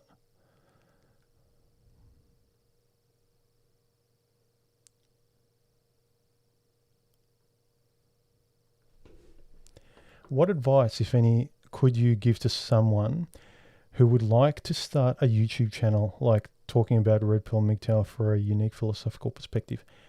Do it. Do it. Do it. Do it. Just do it. Look at the channels that speak to you. Look at what you think you could do. And if you're worried about it, don't tell anyone. Just put the video up and see organically how many views it gets, how many people find it. Do it. Was that video about why they ruin movies and shows and comics about more than just entertainment?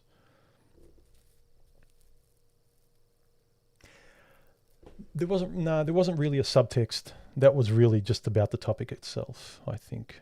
Yeah, it was. I'm having a hard time understanding solipsism. Can you please explain? Solipsism, from memory, is thinking that you only exist, but not from a philosophical standpoint. Like, you actually think that people don't exist. Like, they're all creations. Like, this is your world. This is all a video game. Something like, this is your show. Not from, sometimes I'll think that way from a philosophical standpoint, that it helps center you from a self-respecting point of view. But solipsists quite literally think that only they exist. Without looking it up, that's what I remember.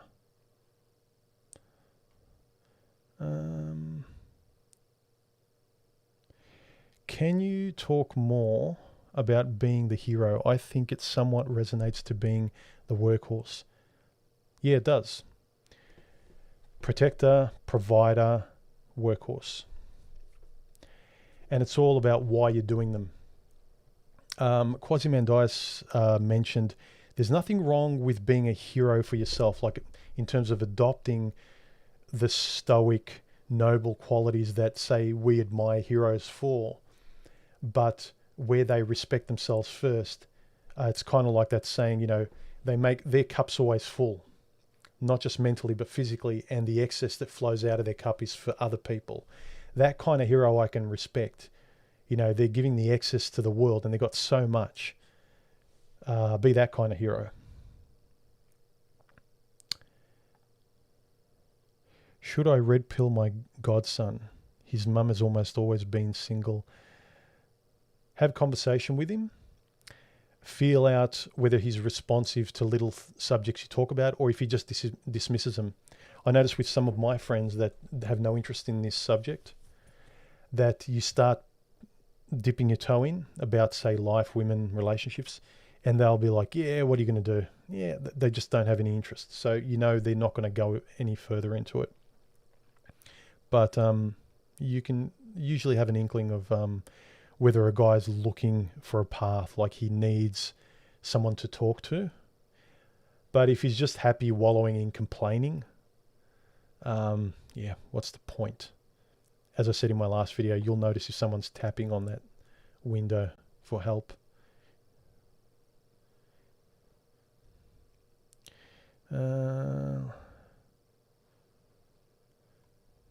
Questions.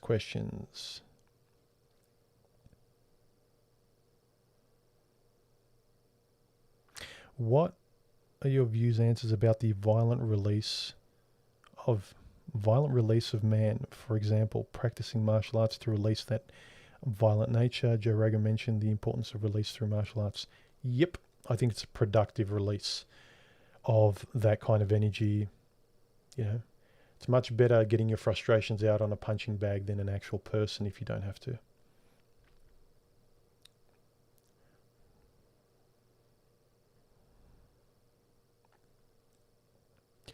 I love to engage in conversation, and I remember when I became red-pilled, I told my circle about it. As it turned out, it cost my many relationships. Did anything like that happen to you? Yeah. It's not so much that sort of there was this big drama of people sort of saying, I'm not going to be your friend anymore. You kind of, your friends, who you thought were friends or who you used to hang around with more previously, start to disappear, and you hang around less. You just don't see people anymore. You have nothing to talk about anymore, and you're fine with it. You're no longer running after friendships. You're no longer running after things and routines. It goes for things and people. Once you start to self-reflect more and become honest, and get yourself right, when you're right, everything isn't wrong anymore. It's just everything doesn't matter.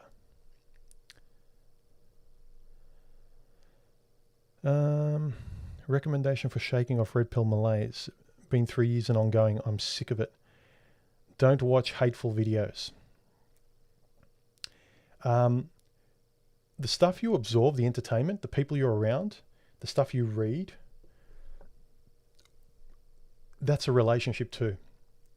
Whether they're things or people or the entertainment or basically where you spend your time, that is the relationship you're having. And if that's that's the relationship in terms of the most amount of time you're having, that's the relationship you're in. So if it's negative and nihilistic and you're looking at hateful videos and you're really listening to information that's sort of bashing women and you know, thinking negatively all the time and you really don't like it, don't listen to it. Listen to more constructive stuff. Find the medicine that best suits you. Yeah. What was your biggest mistake in relationships? Mine was being too generous with everyone but myself. Yeah, probably that too.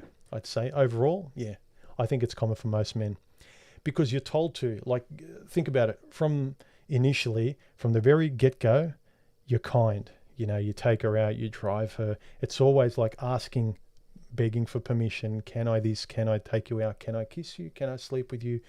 Get on one knee. Can I marry you? Can I? It's like this privilege. Like you're always begging.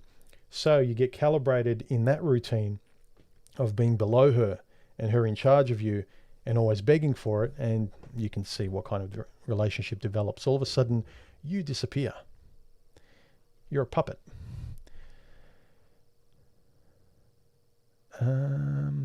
Did you watch these movies, Apocalypse Now, Shot Caller, Fight Club?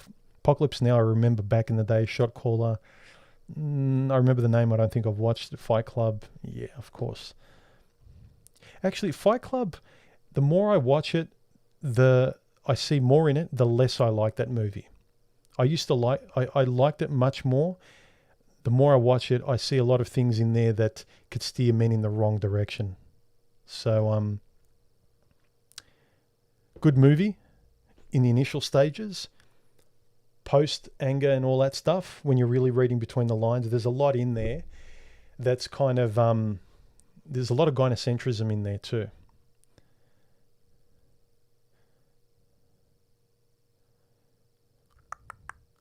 What would you recommend for people stuck in the red pill rage? I've heard that some people stay stuck in that period for many years. Previous message before, start punching a bag and learn martial arts. Hang around with guys, not online, in real life. That's always healthier. Because then you have to talk. You can't just watch porn and bash people, figuratively. How does one deal with the need for human touch while MGTOW? Yep. I'm tired of playing the dating game, but my mind still gets nostalgic for touching and being touched. Well, that's exactly the only reason I still date from time to time. I haven't had a serious girlfriend for over a year now. But I remember Stardust asking me a couple of times, he goes, why why do you still engage with women? You know what they're about. The main reason is their touch and smell. Part-time companionship and little else.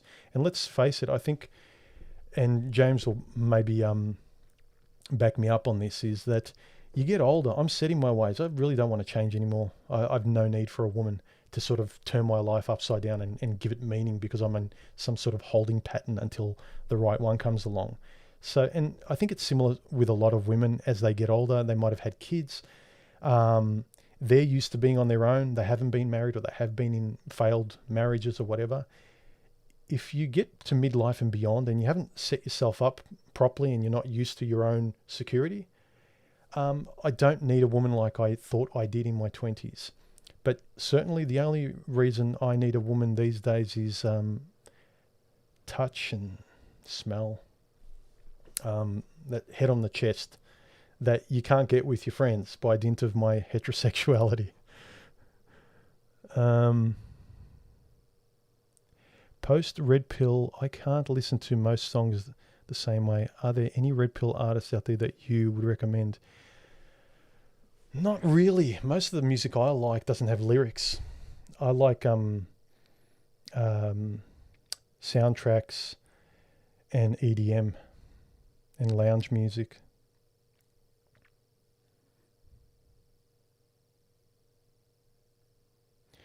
Why do you think guys struggle with showing weakness to a woman? Because women don't like it. You do everything to keep the eggs happy. You show weakness and the eggs go away. What was the saying? It's like it's one egg vying for the attention of 500 billion sperm.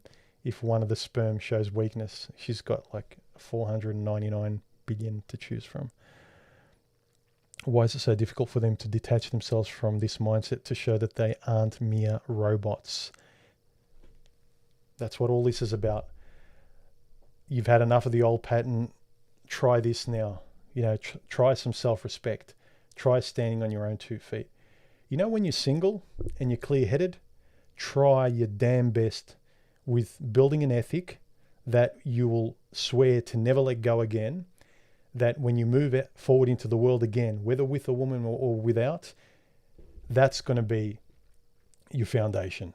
Not something you throw away the first chance you get to be with some pretty little thing. How has aging impacted your lifestyle choices? For example, there are many things that interest me, like martial arts, but as I get older, I wonder if they are wise choices.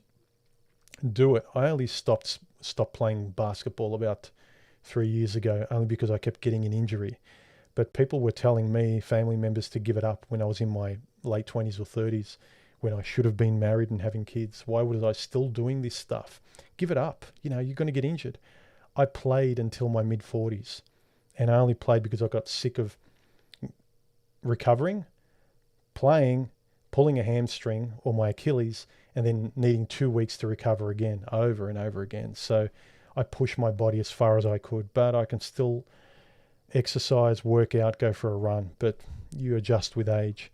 Do what keeps you alive, man, and alive here, and looking forward to the next day and wanting to do something. For instance, there's no rhyme or reason why I'm doing this, why I'm making videos, but look at everything it creates. Look at the guys I hang out with. Look how much I learn.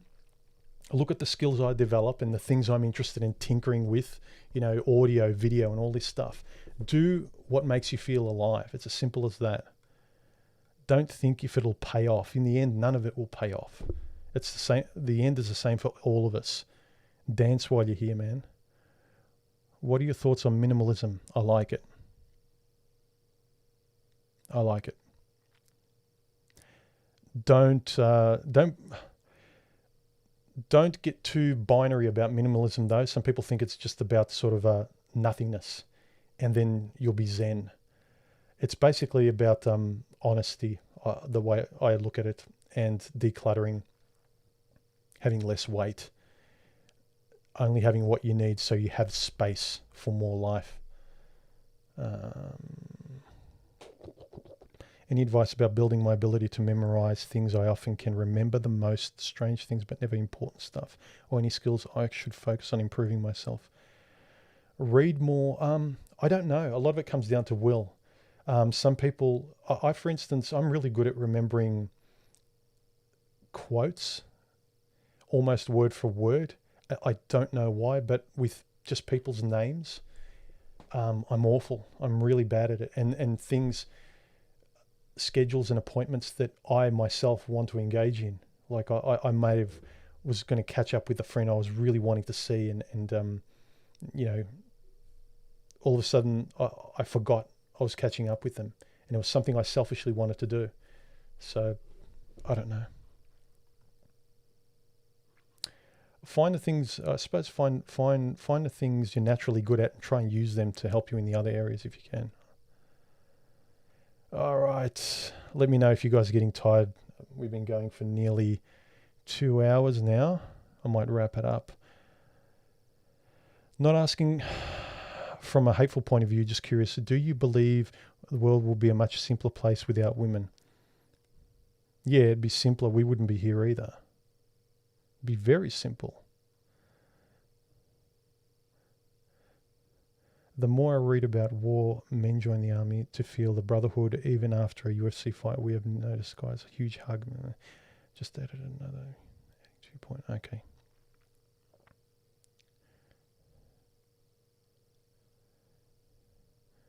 Okay.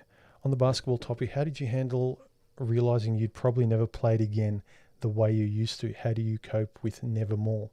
Getting the most of it when I did play. I pushed it as much as I could till there was nothing more in the tank. I lived for myself. And then when I physically couldn't, when I can't play, when I can't enjoy something the way I want, then I'm off the hook because I literally can't. The regret is that you never did it. I think that's why I resisted marriage too. I didn't want to give up my autonomy.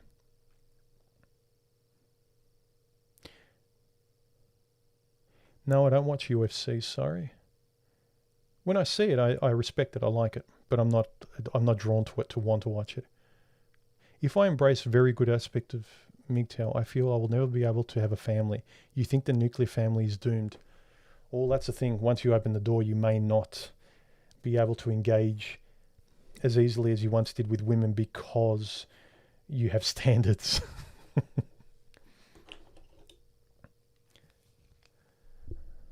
Is this reflecting off?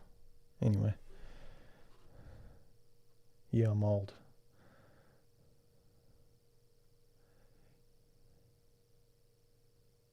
It's comforting having your face pop up on my 32-inch LCD display. Speaking the truth, what about most of us who are afraid of backlash, especially those pursuing academia? Yeah, I mean, if you're going to get fired or be very careful. Don't sort of put yourself in risk or your livelihood. It's a gynocentric world.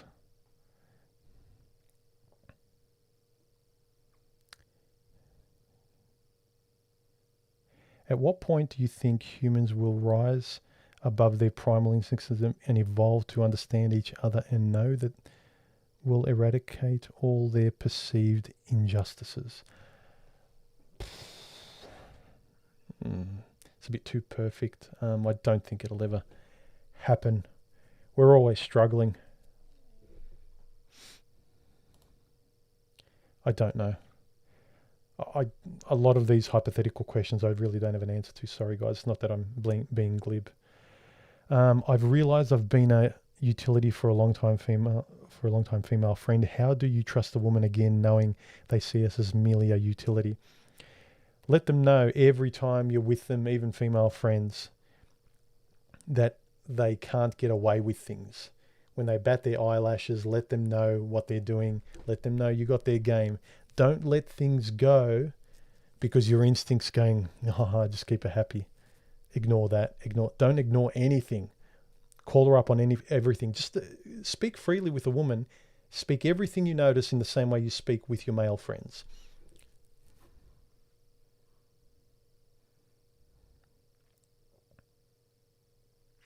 What books do you recommend? I've mentioned this before. What am I reading at the moment? I'm reading White by Bret Easton Ellis. He's a director. It's about his account in Hollywood. Interesting book. I particularly like the bits in it. He's talking about how he noticed a lot of actors are empty because they spend their lives wanting to get the role and they get in front of everyone wanting to impress them. So he often meets people that they're empty. There's actually no one in there. They're an empty vessel needing to be filled up, and they'll fill themselves up by reflecting whatever they perceive the other person needs, whether it's a director or whatever. So it's really interesting reading about that perspective. I recommend it. I'm halfway through it. A really good book.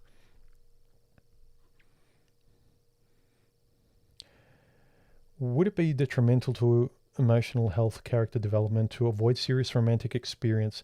At 21 years, I've always had MGTOW mindset, but I think experience will prove itself. But think experience could provide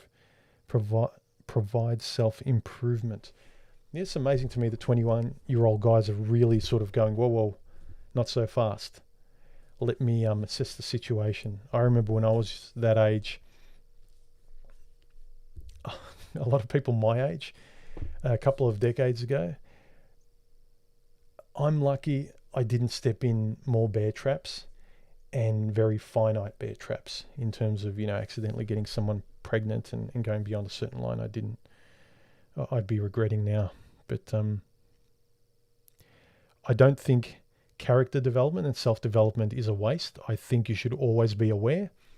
It'll save you from the really obvious crazies that if you're not interested in it, if you don't educate yourself, if you don't respect yourself, a woman that just connects with your biology is saying, "Ooh, loud, pretty, hot, crazy matrix, breed with that.